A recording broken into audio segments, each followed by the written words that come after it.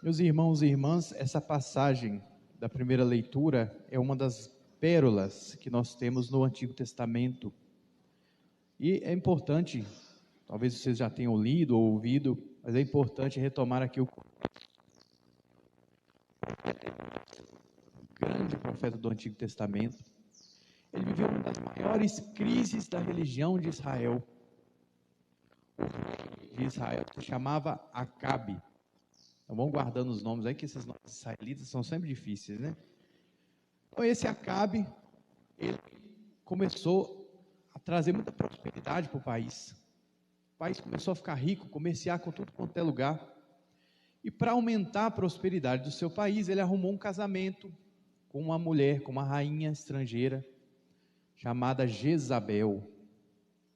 Talvez vocês já tenham ouvido aquele salmo: à vossa direita se encontra a rainha com veste esplendente de ouro de Ofir. É aí que diz assim, os filhos de reis trazem vossos presentes, ingressam então no palácio real. É possível que esse salmo tenha sido composto para a coroação dos dois, Acabe e Jezabel.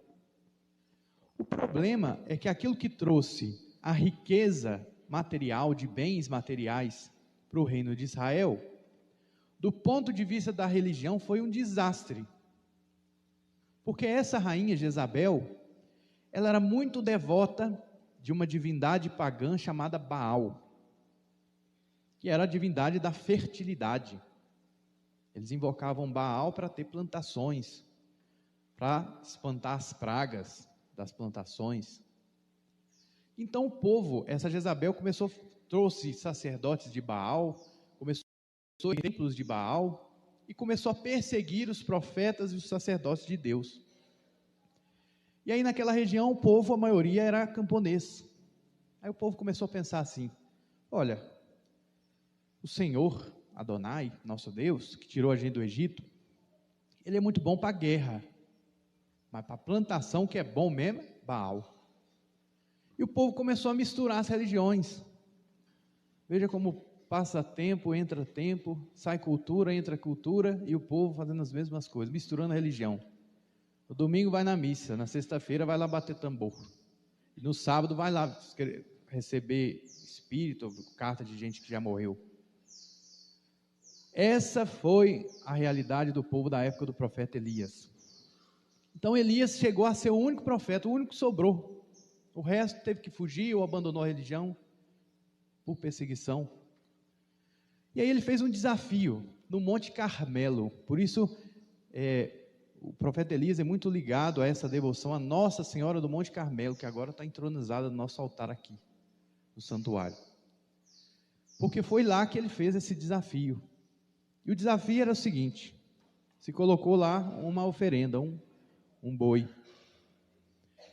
E aí foi dito o seguinte: agora os profetas de Baal vão clamar a Baal para mandar fogo do céu, para consumir aquele sacrifício. E aí Elias falou: e depois eu vou pedir ao Senhor que mande fogo do céu para consumir o sacrifício. O que der certo é porque tem o Deus verdadeiro. É um desafio muito simples. E aí ele falou: vocês estão maior número, eram 450 profetas de Baal. Vocês começam. Então os profetas de Baal começaram, e cantavam, e entravam em transe, e se cortavam, e batiam o tambor, e faziam aquela arruaça toda, e nada, não acontecia nada.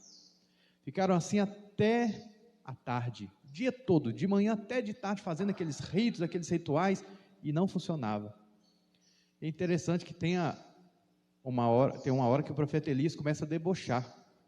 Elias é o padroeiro do deboche, que ele diz assim: vocês estão falando muito baixo, fala mais alto, talvez o Baal está dormindo, por isso que ele não está ouvindo vocês. E aí foi aquele dia todo lá, eles tentando fazer coisa, não aconteceu nada. E aí quando chega a vez de Elias, ele fala assim: primeiro encha de água, cubra de água o boi, é onde ele está. Aí, assim foi feito. Quase que para dizer assim: olha, o fogo que vai descer do céu é tão forte que nem a água não vai atrapalhar. E aí quando Elias clamou do céu, veio um fogo que devorou inteiramente o sacrifício. Aquela multidão que estava vendo aquele desafio ficou tão entusiasmada, mas tão entusiasmada, que matou os 450 profetas de Baal. A rainha Jezabel, ao invés de se converter, ao invés de pensar assim, não, eu estou errada, né? Olha para você ver, Baal é um Deus falso, o Deus verdadeiro é o Deus de Elias. Não, ela foi muito brava. Falou, quem que é esse Elias? Matar os sacerdotes e os profetas de Baal? Eu quero esse homem morto. E deu a ordem para os soldados procurarem e matarem Elias. Então Elias, depois de ter feito na frente de todo Israel aquele grande sinal, ele teve que fugir. Fugiu para o deserto afora, andou um dia inteiro. Quando ele chegou em determinado lugar, sentou embaixo de uma árvore e ficou profundamente depressivo. Que ele chegou à conclusão que era ele sozinho contra o país inteiro, todo mundo o odiava, o governo perseguia, o povo virou as costas para Deus, e aí ele pede a Deus para morrer, ele desanimou, meu Deus, leva a minha vida. Quantas e quantas vezes, muitas e muitas pessoas que nós conhecemos, pode ter esse tipo de pensamento, meu Deus, minha vida não vale a pena, leva a minha vida, me tira a vida, não quero mais viver. Essas coisas podem acontecer até a homens santos de Deus, como era Elias. Essas coisas são próprias da natureza humana, o desânimo, a tristeza, ou até o desespero. Elias estava muito cansado, tinha andado o dia inteiro no deserto, adormeceu. Aí Deus mandou um anjo, acordando Elias e dizendo, levanta-te e come, e apresentou para ele um pão. Olha que símbolo muito bonito da Eucaristia. E aí Elias, depois que ele comeu aquele pão, ele se sentiu melhor, ele se sentiu com mais força. Ele resolveu voltar até aquela montanha que Israel tinha feito a sua aliança, e que agora Israel estava quebrando essa aliança. Ele voltou lá no Monte Sinai, lá no meio do deserto. Ele andou 40 dias e 40 noites pela força daquele pão que Deus mandou para ele. E aí, chegando lá para consolá-lo, Deus disse assim, olha, eu vou lhe mostrar a minha glória. Não é que Elias viu Deus face a face, porque não dá para ver Deus face a face enquanto nós estamos vivos. Ele viu a glória de Deus passar. E aí ele ficou lá na gruta, lá no Monte Sinai, que em alguns livros da Bíblia é chamado de Horebe, mas é o mesmo monte, é o mesmo que Moisés recebeu a lei. E aí quando ele estava lá primeiro, diz a Sagrada Escritura, veio um vento forte e impetuoso. Então, acho que todo mundo já teve essa experiência, está passando assim na estrada, você vê aquele vento que dá um redemoinho, um vento forte e impetuoso, derrubando coisa e fazendo estrago, e diz a Sagrada Escritura, mas o Senhor não estava no vento.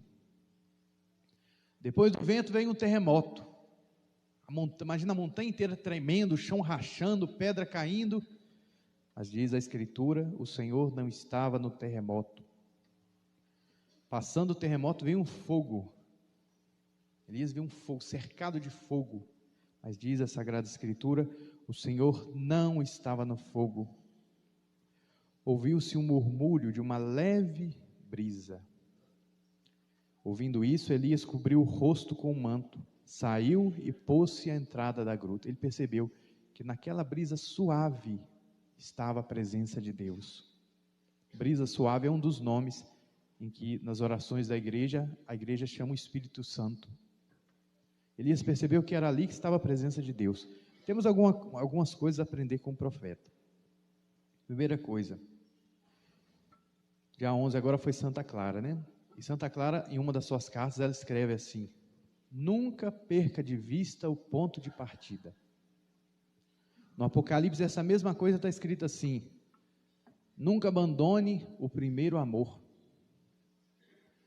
Nos momentos de crise, nos momentos de desânimo, como aconteceu com o profeta Elias, nos momentos em que a gente larga de mão da vida, que vem uma tristeza profunda, que se abate sobre nós um problema, é importante voltar àquele primeiro amor. E lá naquele monte onde tudo começou, voltar ao Sinai. E nesses momentos, meus irmãos, não é na barulheira do dia a dia, da rotina, que a gente vai encontrar paz. Não é no meio das atividades, do frenesi, que a gente corre de um lado para outro, durante o nosso dia, que a gente vai encontrar Deus. Só é possível experienciar a glória de Deus quando a gente está prestando atenção nele em silêncio, no silêncio de uma brisa suave. Não é na barulheira, não é no espetáculo. É necessário a gente separar um tempo do nosso dia, especialmente quando as coisas estão ruins, para que a gente possa estar na presença da glória de Deus. E é bonito que no Antigo Testamento os dois profetas diz o Antigo Testamento, que viram a glória de Deus foi Elias e Moisés. Foram esses dois que lá no monte, quando Jesus se transfigurou, aparecem. É o Novo Testamento nos dizendo o seguinte: a verdadeira glória de Deus é Jesus. A verdadeira glória do Pai é o Filho que se fez carne e habitou entre nós. Nós temos essa glória de poder estar na presença da glória de Deus toda vez que a gente entra na igreja, porque toda vez que a gente entra na igreja está Jesus no sacrário, a glória do Pai.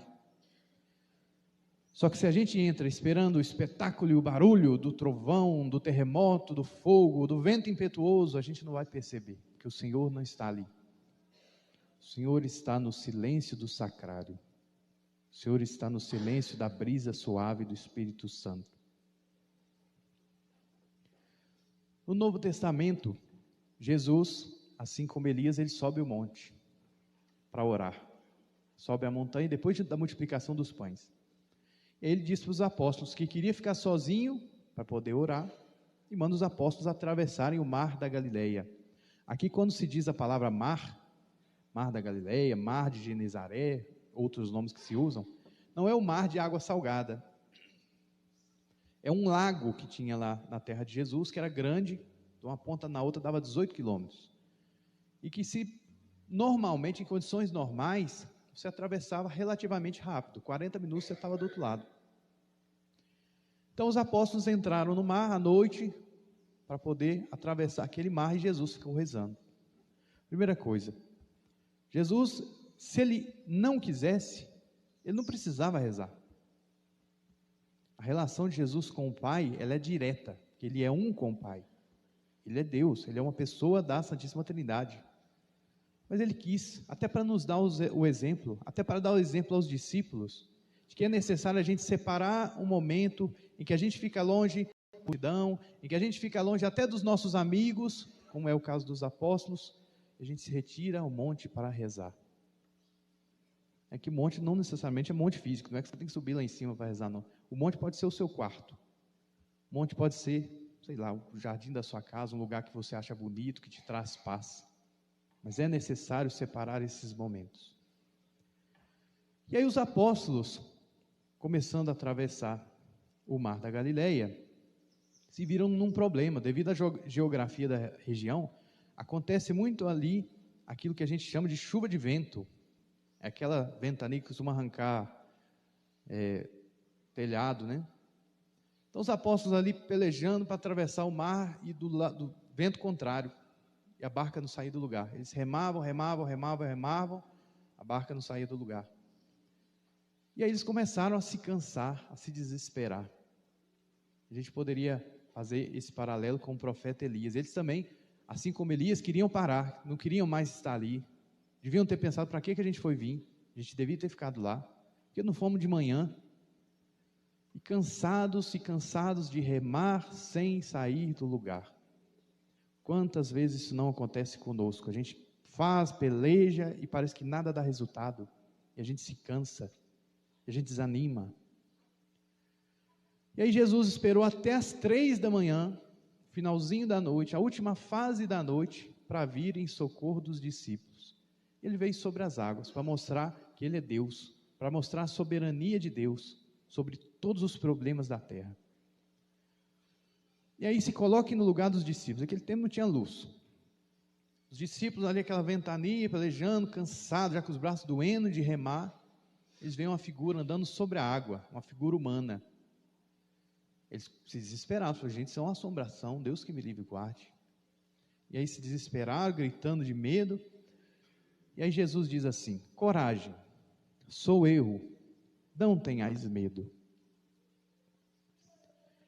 E aí São Pedro, ele gostou tanto de ouvir a voz de Jesus. São Pedro era sempre muito impulsivo, ele fazia primeiro, pensava depois. Então, vendo que era Jesus, São Pedro me sai com essa: Senhor, se és tu, manda-me ir ao teu encontro caminhando sobre a água. Sempre quando leio essa passagem, eu gosto de pensar qual deve ter sido a reação dos discípulos, dos outros que estavam no barco. Todo mundo espantado de Jesus em cima d'água. E aí Pedro: deixa eu ir em cima d'água também. Aí o pessoal deve ter puxado e falado: Pedro, você está ficando doido, ele já está vindo aqui. Espera ele chegar. Para que essa pressa? Que ideia ruim. Acho que foi a maior ideia de jirico de toda a Sagrada Escritura, foi essa ideia de Pedro aqui. Deixa eu ir sobre a água. E o engraçado é que Jesus falou: então vem. E aí Pedro falou: aí agora eu tenho que ir, né? Falei que eu ia. Desceu do barco e começa a andar sobre a água também. Também ele, Pedro. Só que quando ele está no meio do caminho entre o barco e Jesus, ele continua sentindo aquela ventania, a ventania que não deixava o barco ir para frente. Aí quando ele sente o vento, quando ele tira os olhos de Jesus e olha para baixo, a gente poderia comparar isso quando a gente perde a esperança, porque tirou os olhos de Deus para olhar nossas fraquezas, nossos defeitos, nossa insuficiência, os pecados que a gente já cometeu no passado, os erros que a gente pode ter cometido. Aí ele desanima e começa a afundar. E aí quando ele começa a afundar, ele diz assim: Senhor, salva-me. As mais belas orações das Sagradas Escrituras são essas frases curtas do Evangelho. Se algum dia te vier a desesperança ou desespero, lembre-se dessa oração: Senhor, salva-me. Pega um texto lá na sua casa, cada bolinha, você respira fundo e diz: Senhor, salva-me. Segunda bolinha, respira fundo: Senhor, salva-me. Você vai ver como Deus não apenas vai vir em teu socorro, mas até aquele exercício da oração vai te acalmar, vai te dar paz. Senhor, salva-me. E aí Jesus prontamente, é bonito que diz que Jesus, não vendo que Pedro estava naquele aperto, que ele mesmo procurou, né? Ninguém mandou ele descer, ele que pediu. Jesus estende a mão, segura Pedro e diz: homem fraco na fé, por que duvidaste? Nessa vida, meus irmãos, nós vamos enfrentar tempestades e ventanias. Jesus não prometeu vida fácil a ninguém.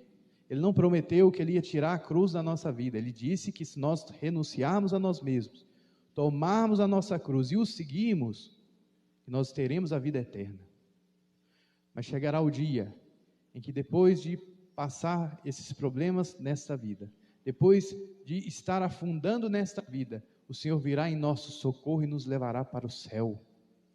Façamos sempre essa oração: Senhor, salva-me. Senhor, me conceda a salvação. Senhor, salva a minha família. Senhor, salva os meus filhos. Senhor, salva os meus pais. Senhor, salva-me.